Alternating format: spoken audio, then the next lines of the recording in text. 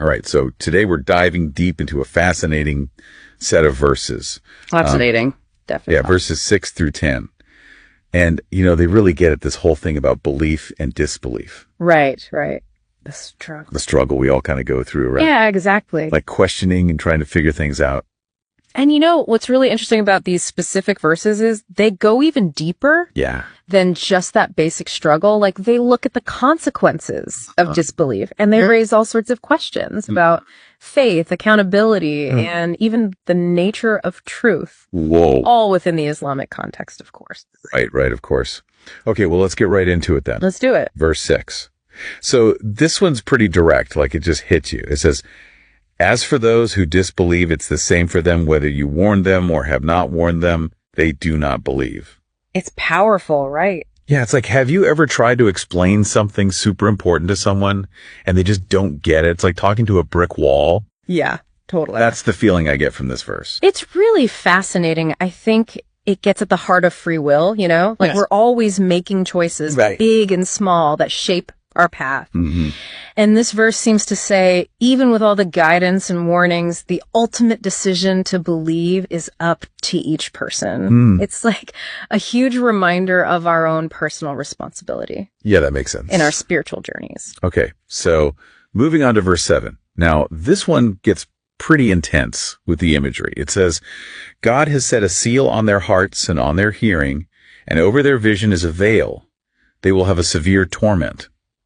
Whoa, seals and veils. Right. What's the deal of all that? It's like, it almost feels like they're choosing to be blind to the truth. Yeah, exactly. Right. It's like a self-imposed blindness. Okay. So think of it as the spiritual state. Okay. Where someone becomes totally closed off to understand it, like their heart hardens. They can't really hear the message, Their vision is clouded.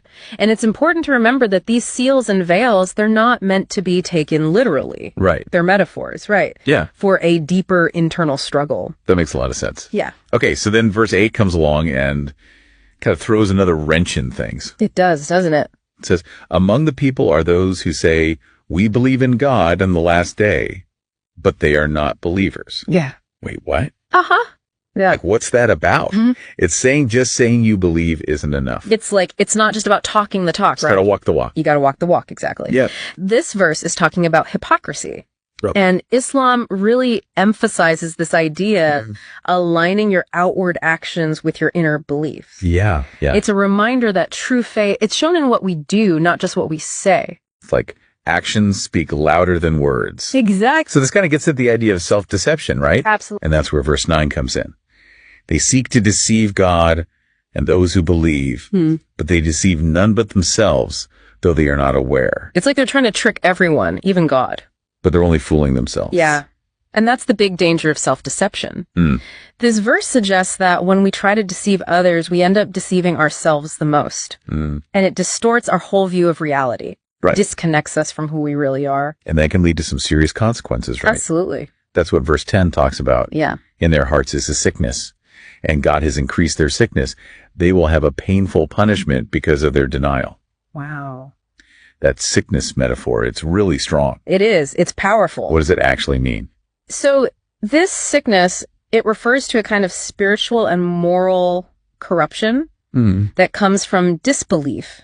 Oh, wow. It's a state of being that leads to suffering. And it ties back to those sealed hearts and the veiled vision we were talking about. Yeah. It really drives home the point that turning away from truth can deeply affect us. So we've gone through these verses and explored this back and forth between belief and disbelief. And they really emphasize the importance of free will, of being sincere, of matching our actions to our beliefs. It's powerful stuff. Yeah, it is. So after all this, what really stands out to you? What really sticks with me is this question.